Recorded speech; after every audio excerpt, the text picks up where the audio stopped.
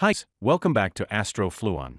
Today I'm going to show you AmazingVM, similar to the Collab VM. It can be used for virus testing and any other testing. Before watching my video, don't forget to like the video. Let's get back to the video.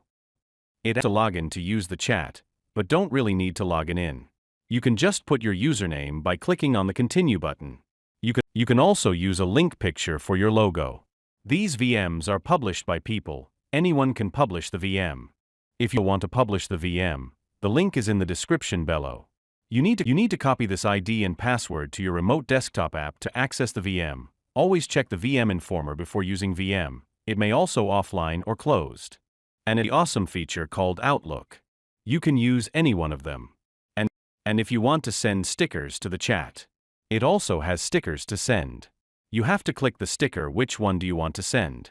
It will copy to your clipboard. So easily paste and send. It also has translator for better conversation with others in any language. In this Outlook, it has a feature called scroll mode. It is used to scroll things in the VM instead of scrolling this website. I tried do much to fix it, but it won't.